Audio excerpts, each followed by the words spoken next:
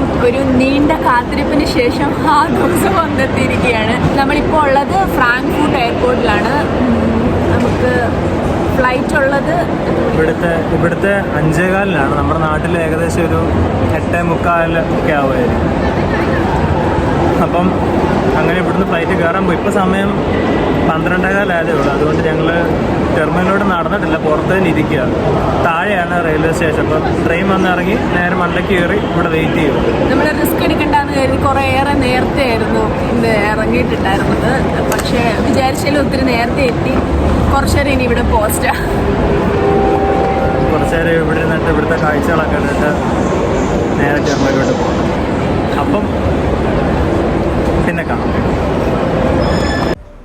Check in ടൈമിൽ കുറേ ബുദ്ധിമുട്ടൊക്കെ ഉണ്ടായെങ്കിലും ഖത്തർ എയർവേസിലെ മെയിൻ പുള്ളിയായ ചേട്ടൻ്റെ ഇടപെടൽ കാരണം ഫൈനലി ഞങ്ങൾ ഫ്ലൈറ്റിൽ കയറുകയാണ്. അത്യാവശ്യം നന്നായി ടെൻഷൻ അടിച്ചൊരു യാത്രയായിരുന്നേ അത്.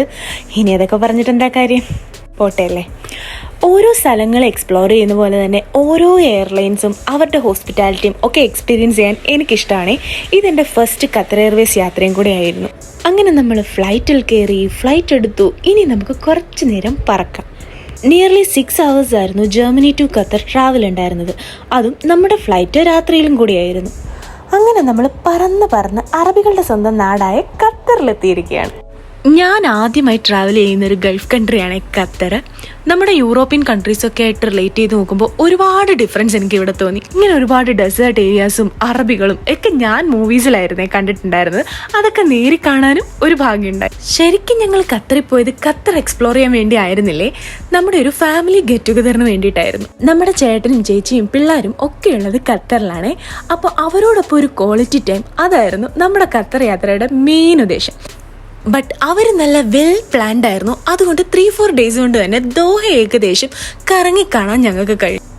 ഈ കാണുന്ന സ്ഥലത്തിന്റെ പേര് എൻ്റെ ഓർമ്മ ശരിയാണെങ്കിൽ ലുസൈൽ എന്നെന്തോ ആണ്. ഭയങ്കര ബ്യൂട്ടിഫുൾ ആയിട്ടുള്ള ഒരു പ്ലേസ് ആയിരുന്നു ഇത്. എസ്പെഷ്യലി എനിക്ക് തോന്നുന്നു നൈറ്റ് ടൈമിൽ ഫുൾ ലൈറ്റിംഗ് ഒക്കെ ആയിട്ട് ശരിക്കും അടിപൊളിയായിരുന്നു. ഖത്തറിലെ ചൂട് അൺസൈക്കബിൾ ആയതുകൊണ്ട് തന്നെ ഞങ്ങൾ കൂടുതലും പുറത്തൊക്കെ പോയിട്ടുണ്ടായിരുന്നത് നൈറ്റ് ടൈമിലായിരുന്നേ. ഈവൻ നൈറ്റ് ടൈം ആണെങ്കിൽ പോലും അടിപൊളി ചൂടായിട്ടാണ് ഞങ്ങൾക്ക് ഫീൽ ചെയ്തിട്ടുണ്ടായിരുന്നത്. നമ്മളിപ്പോൾ പോകുന്നത് ഒരു ചെറിയ ഇൻഡോർ അക്വേറിയത്തിലോട്ടാണ്. കുഞ്ഞു പിള്ളേർക്കൊക്കെ ടൈം സ്പെൻഡ് ചെയ്യാൻ പറ്റിയ ഒരു അടിപൊളി സ്പോട്ടാണ് ഇത്. ഇതിൻ്റെ ഉള്ളിൽ ഫുൾ എയർ കണ്ടീഷൻഡ് ആയതുകൊണ്ട് തന്നെ ഞങ്ങൾക്കും ഇവിടെ ടൈം സ്പെൻഡ് ചെയ്യാൻ ഭയങ്കര ഇഷ്ടമായിരുന്നു. ഞങ്ങൾ ഇവിടെ ചെന്നപ്പോൾ ഇവിടെ അത്യാവശ്യം നല്ല രീതിയിൽ തിരക്കുണ്ടായിരുന്നേ. ഇതെല്ലാം ഇവിടുത്തെ റെസിഡൻസ് ആണോ അതോ ഇവിടെ കാണാൻ വരുന്ന ടൂറിസ്റ്റ് ആണോ എന്ന് അറിയില്ല കേട്ടോ. എനിവേ നമ്മളിവിടെ കുറേ നേരം നിന്ന് ടൈമൊക്കെ സ്പെൻഡ് ചെയ്ത് അവിടുന്ന് പയ്യെ ഇറങ്ങി. ഖത്തറിലെ റോഡുകളെല്ലാം ഇങ്ങനെ ലൈറ്റിങ്സ് ഒക്കെ കൊണ്ട് ബ്യൂട്ടിഫുള്ളി ഡെക്കറേറ്റ് ചെയ്തിട്ടാണ് മെയിൻറ്റെയിൻ ചെയ്തിട്ടുള്ളത്. ഇതൊക്കെ ചുമ്മാ ഇങ്ങനെ കണ്ട് എൻജോയ് ചെയ്ത് നൈറ്റ് ഡ്രൈവ് പോകാൻ തന്നെ നല്ല രസമാണ്. ഖത്തറിൽ ചെന്നപ്പോൾ എനിക്ക് തോന്നിയത് നല്ല ലക്ഷൂറിയസ് ആയിട്ടുള്ളൊരു പ്ലേസാണ് ഖത്തർ എന്നാ. ഞാൻ പറഞ്ഞത് കേട്ടത് വെച്ച് നോക്കിയാൽ ഇത്രയും ഡെക്കറേഷനും ഇത്രയും ഖത്തറിനെ ബ്യൂട്ടിഫുൾ ആക്കിയതും ഇവിടെ ഫിഫ ഒക്കെ നടന്നതിന് ശേഷമാണെന്നാണേ. എനിവേ നമ്മൾ വന്ന സമയം അടിപൊളിയായിരുന്നു. പിന്നെതാ ഇതുപോലെ അമ്പരചുംബികളായിട്ടുള്ള ഒരുപാട് ബിൽഡിങ്സും ഇവിടെ ഉണ്ട്.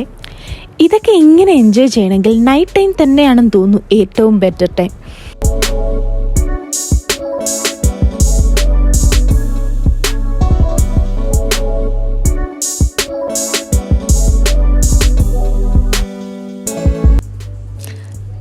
ഇനി നമ്മൾ പോകുന്നത് ഖത്തറിലെ ടൈം സ്ക്വയർ ആണെന്ന് പറഞ്ഞ് ചേച്ചി പരിചയപ്പെടുത്തിയ സ്ഥലത്തേക്കാണേ.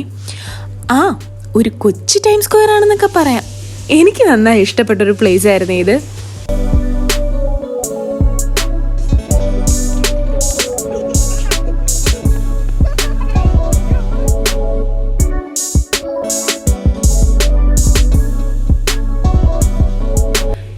ദോഹയിൽ വരുന്ന ടൂറിസ്റ്റുകളെല്ലാം മിസ്സാക്കാതെ പോകുന്ന ഒരു പ്ലേസാണ് ഇത്. ഇതൊരു അടിപൊളി ലക്ഷൂറിയസ് മോളാണ്. അത് വീഡിയോ കാണുമ്പോൾ തന്നെ നിങ്ങൾക്ക് മനസ്സിലാവും. വില്ലാജിയോ എന്നാണ് ഈ മോളിൻ്റെ പേര്. അത്യാവശ്യം 2-3 മണിക്കൂർ കറങ്ങി നടന്ന് കാണാനുള്ളതെല്ലാം ഈ മോളിലുണ്ട്. കുറേ ആക്ടിവിറ്റി ഏരിയാസും ഉണ്ട്. ഞങ്ങൾ കുറേ നേരം ഇവിടെ സ്പെൻഡ് ചെയ്തിട്ടുണ്ടായിരുന്നു.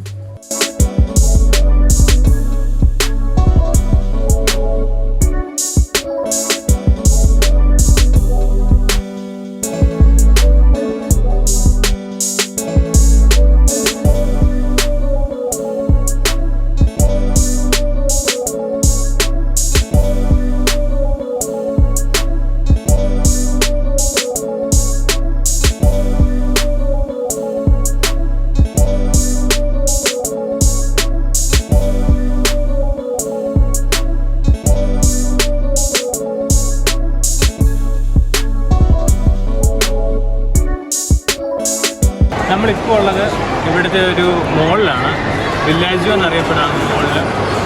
ഇതിനകത്ത് ഇങ്ങനെ കുറേ നല്ല ആർട്ട് വർക്ക് മണ്ടൊക്കെ നിങ്ങൾക്ക് കാണാം. നല്ല രീതിയിൽ പെയിൻറ്റിങ് നടത്തി നല്ല സ്കൈ അറ്റ്മോസ്ഫിയർ ഇവിടെ മെയിൻറ്റെയിൻ ചെയ്യുന്ന ഒരു മോള്. ഇതിനകത്ത് കുറേ കടകളുണ്ട്, കുറേ ഡിഫറെൻറ്റ് ഷോപ്സ് ഉണ്ട്, ഡിഫറെൻറ്റ് ബ്രാൻഡ്സിൻ്റെ ഷോപ്സ് ഉണ്ട്, റെസ്റ്റോറൻ്റ് ഉണ്ട്. അപ്പോൾ നമുക്ക് ഇന്ന് അതൊക്കെ എക്സ്പ്ലോർ ചെയ്യാം.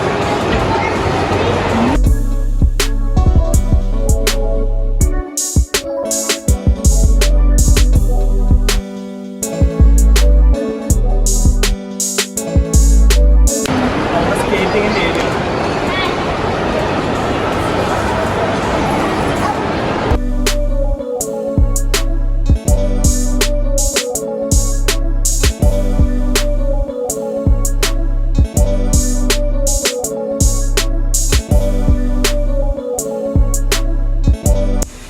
ഈ മോളിനുള്ളിൽ തന്നെ കുട്ടികൾക്കൊക്കെയുള്ള ഒരുപാട് ആക്ടിവിറ്റീസും പ്ലേ ഏരിയാസും ഒക്കെ ഉണ്ട്. അതുകൊണ്ട് ഇവിടെ വന്നു കഴിഞ്ഞാൽ കുട്ടിപ്പട്ടാളങ്ങൾക്കൊക്കെ ടൈം പോകാൻ ഒട്ടും ബുദ്ധിമുട്ട് കാണത്തില്ല. കുട്ടികൾക്ക് മാത്രമല്ല കേട്ടോ, വലിയവർക്കും ഒരേപോലെ എൻജോയ് ചെയ്യാൻ പറ്റിയ ഒരു സ്പോട്ടാണ് ഇത്. അങ്ങനെ ഞങ്ങൾ ഈ മോളിനകത്തൂടെ ഉലാത്തുകയാണ്. നല്ല ഒരു അടിപൊളി മോളാ. ഇതിനകത്ത് ഫുള്ളി എയർ കണ്ടീഷനാണ്. അപ്പോൾ അതുകൊണ്ട് നമുക്ക് വലിയൊരു ഇവിടുത്തെ ഒരു വെതർ വെച്ചിട്ട് നമുക്ക് വലിയൊരു അലച്ചിൽ തോന്നില്ല. പുറത്തോട്ടിറങ്ങിയ ഭയങ്കര ചൂടാണ്. അപ്പോൾ ഇങ്ങോട്ട് കയറിയപ്പോൾ നല്ല ആശ്വാസമുണ്ട്. ഈ വീഡിയോയിൽ ഇങ്ങനെ കാണുമ്പോൾ തന്നെ മനസ്സിലാവുന്നുണ്ടായിരിക്കല്ലേ എത്ര അടിപൊളി ആംബിയൻസ് ഇവിടെ ഉള്ളതെന്ന്. ശരിക്കും അടിപൊളിയായിട്ട് തന്നെ ഉണ്ടായിരുന്നേ. ഇവിടെ ഉള്ളതിലൊരു ഇൻട്രസ്റ്റിംഗ് ആക്ടിവിറ്റിയാണ് ഈ കാണുന്ന ബോട്ടിംഗ് സെഷൻ. എന്നാൽ പിന്നെ ഒന്ന് ബോട്ടിൽ പോയിട്ട് വന്നാലോ? ഞങ്ങളൊരു ബോട്ടൊക്കെ എടുത്ത് ഈ മോളിനുള്ളിൽ ഒരു സവാരി നടത്തിയേ. എനിക്കൊരുപാട് ഇഷ്ടപ്പെട്ടു. ഒരു സാധാരണ നമ്മൾ ബോട്ടിൽ പോകുന്നൊരു ഫീലായിരുന്നില്ലേ തോന്നിയിട്ടുണ്ടായിരുന്നത്. ഞങ്ങൾ അങ്ങോട്ടും ഇങ്ങോട്ടും ഒക്കെ സംസാരിച്ച് കഥ പറഞ്ഞ് ബോട്ടൊക്കെ മറിയുന്നതനുസരിച്ച് കൂവിയും ബഹളം വെച്ചും നല്ല രസമായിരുന്നു മൊത്തത്തിൽ.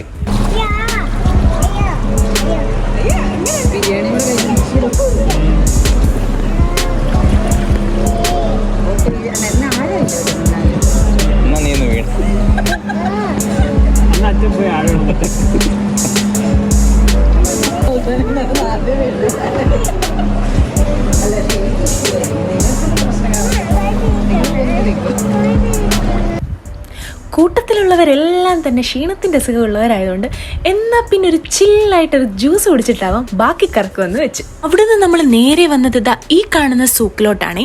സൂക്കെന്നാണെന്ന് തോന്നുന്നു പറയുന്നത്. മേ ബി എൻ്റെ പ്രൊണൗൺസിയേഷൻ തെറ്റായിരിക്കും. വന്ന ഉടനെ നമുക്കിവിടെ കിട്ടുന്ന ഒരു ട്രഡീഷണൽ ഐറ്റം ചേച്ചി സജസ്റ്റ് ചെയ്തായിരുന്നേ. ഈ കാണുന്ന സാധനം എന്തായാലും ഐറ്റം കൊള്ളായിരുന്നു, ഞങ്ങൾക്ക് എല്ലാവർക്കും ഇഷ്ടമായി. സൂക്ക് എന്ന് പറഞ്ഞു കഴിഞ്ഞാൽ ഒരു ഓൾഡ് ട്രഡീഷണൽ മാർക്കറ്റാണ്. ഇവിടെ ഖത്തറിൽ തന്നെ ഒരുപാട് സൂക്കുണ്ട്. അതിൽ ഞങ്ങൾ 1-2 വിസിറ്റ് ചെയ്തായിരുന്നു. അതിലൊന്നാണ് ഇത്.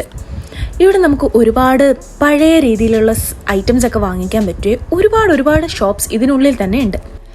ഒരുപാട് ട്രഡീഷണൽ ഡ്രസ്സസും സൊവനിയേഴ്സും ഫുഡ് ഐറ്റംസും ഒക്കെ ഇവിടെ കിട്ടുവേ. അതിൽ നമ്മൾ ഇവിടുന്ന് കുറേ സൊവനിയേഴ്സും ഫുഡ് ഐറ്റംസും ഒക്കെ ആയിരുന്നു വാങ്ങിയിട്ടുണ്ടായിരുന്നത്. ഓരോ സ്ഥലത്ത് ചെല്ലുമ്പോൾ അവിടുത്തെ ട്രഡീഷൻസ് ഒക്കെ മനസ്സിലാക്കാൻ വേണ്ടി ഇതുപോലുള്ള ട്രഡീഷണൽ മാർക്കറ്റ്സ് ഒക്കെ വിസിറ്റ് ചെയ്യുന്നത് എന്തായാലും നല്ലതായിരിക്കും. ഇതിനുള്ളിൽ കൂടെ അങ്ങോട്ടും ഇങ്ങോട്ടും നടക്കാൻ തന്നെ കുറേ ഉണ്ട് കേട്ടോ. അതുകൊണ്ട് തന്നെ നടക്കാൻ നല്ല താല്പര്യമുള്ളവർക്ക് വിസിറ്റ് ചെയ്യാൻ പറ്റിയൊരു അടിപൊളി സ്പോട്ടാണ് ഈ സൂക്ക്.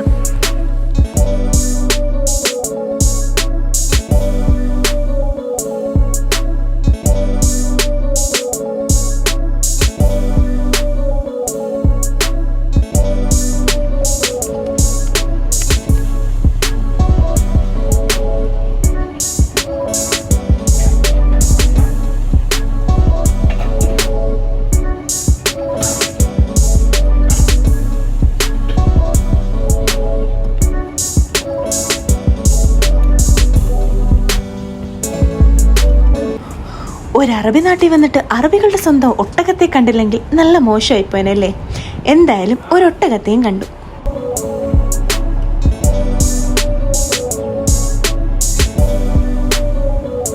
ഖത്തറിൽ ഓരോ ഡേയിലും നമ്മൾ വളരെ കുറച്ച് വീഡിയോസ് മാത്രമേ ഷൂട്ട് ചെയ്തിട്ടുണ്ടായിരുന്നുള്ളേ. ഷൂട്ട് ചെയ്തതിൽ വളരെ കുറച്ച് മാത്രമാണ് നമ്മൾ ഈ വീഡിയോയിൽ ആഡ് ചെയ്തിട്ടുള്ളത്.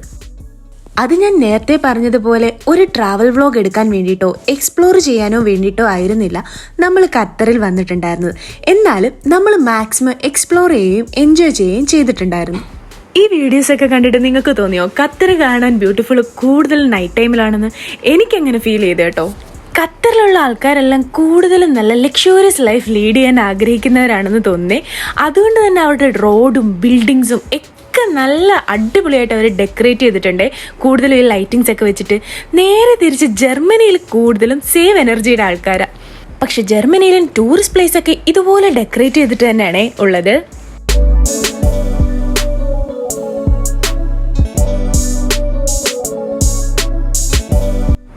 ഇപ്പം നമ്മൾ പോയിക്കൊണ്ടിരിക്കുന്നത് ഒരു ഇലൂഷൻ മ്യൂസിയത്തിലേക്കാണേ. പോയപ്പം വലിയ എക്സ്പെക്റ്റേഷൻ ഇല്ലാതെയാണ് പോയതെങ്കിലും ഞങ്ങൾ നല്ല രീതിയിൽ അവിടെ എൻജോയ് ചെയ്തിട്ടുണ്ടായിരുന്നു.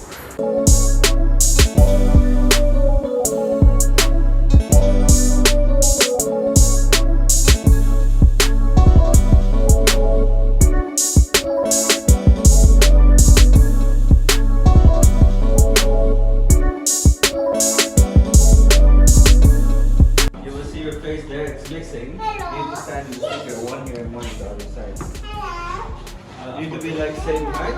So if you're taller, you have to go lower.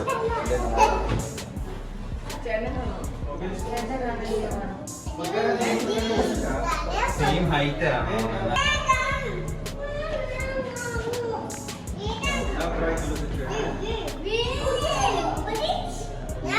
ഇതാണ് നിങ്ങൾ കാണുന്ന രേഖ. ഇത് കണ്ടു ഇത് നോക്ക്.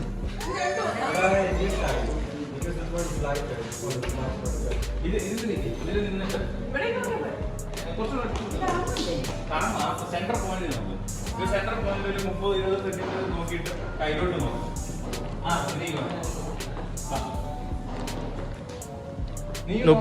30 സെക്കൻഡ് നോക്കിയിട്ട് ഇപ്പഴേ കൈ നോക്കും. ഇതാണ് രേഖ.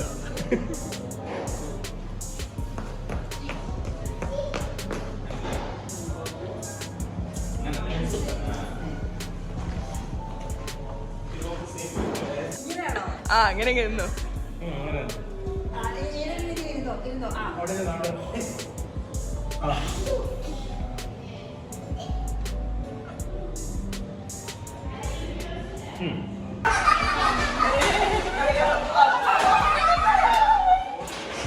അമ്മച്ചേ നേരെ നോക്ക.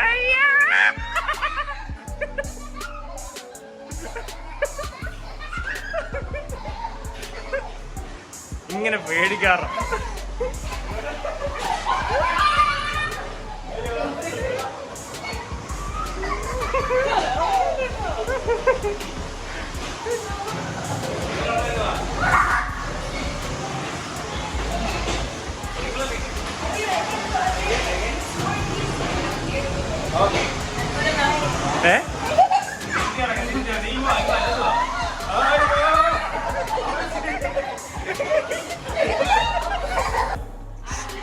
നിതേബി ഡാൻസ് ചെയ്തോ? ഞാൻ കാണിച്ചു തരാം. ഇത് തെറ്റും, ഇത് തെറ്റും.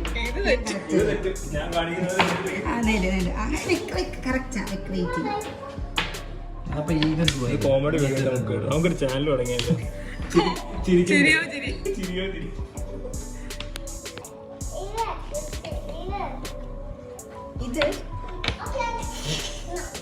മണ്ടക്കിയത് വിയർക്കുന്നുണ്ടല്ലോ.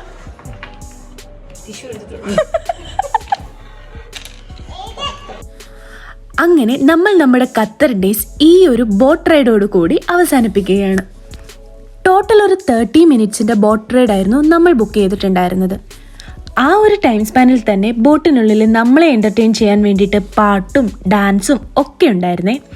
കൂടാതെ ഈ ബോട്ടെല്ലാം നല്ല രീതിയിൽ ഡെക്കറേറ്റ് ചെയ്തിട്ടാണ് ഉള്ളത്. ഏകദേശം 30 മിനിറ്റ്സ് കൊണ്ട് തന്നെ ഈ ബോട്ട് ഈ സീയിലൂടെ ഒരു റൗണ്ട് ട്രിപ്പ് നടത്തി നമ്മൾ കയറിയ സ്ഥലത്ത് തന്നെ നമ്മളെ കൊണ്ടിറക്കും. കൂടാതെ ബോട്ട് ഈ എൻഡിൽ നിന്ന് മറ്റേ എൻഡിലേക്ക് ചെല്ലുമ്പോഴേക്കും നമുക്ക് ഖത്തറിലുള്ള മെയിൻ ബിൽഡിങ്സ് എല്ലാം അടുത്ത് നിന്ന് തന്നെ കാണാൻ കഴിയുവേ. ഇതിൻ്റെയൊക്കെ നൈറ്റ് വ്യൂ അത് ശരിക്കും അടിപൊളി തന്നെയായിരുന്നു. അങ്ങനെ it's the time to say goodbye to Qatar. ഖത്തറിലെ 3-4 ഡേയ്സ് ഞങ്ങൾ നല്ല രീതിയിൽ എൻജോയ് ചെയ്യുകയും എക്സ്പ്ലോർ ചെയ്യുകയും ഒക്കെ ചെയ്തിട്ടുണ്ടായിരുന്നു. ഇനി നമ്മൾ നേരെ പോകുന്നത് നമ്മുടെ നാട്ടിലേക്കാണ്. അങ്ങനെ ഒരു 4 hours ജേർണിക്ക് ശേഷം നമ്മൾ കൊച്ചിൻ ഇന്റർനാഷണൽ എയർപോർട്ടിൽ ലാൻഡ് ചെയ്തിരിക്കുകയാണ്. ചെറുതായിട്ടൊന്ന് ഡ്യൂട്ടി ഫ്രീയിലും കയറി ഒരു കുട്ടി ഷോപ്പിംഗ് നടത്തി പുറത്ത് നമ്മളെ കാത്ത് ആരെങ്കിലുമൊക്കെ ഉണ്ടാവുന്നുള്ള പ്രതീക്ഷയിൽ തുള്ളിച്ചാടി ഞങ്ങൾ പോവുകയാണ് ഗൈസ്. അപ്പോൾ ബൈ ബൈ.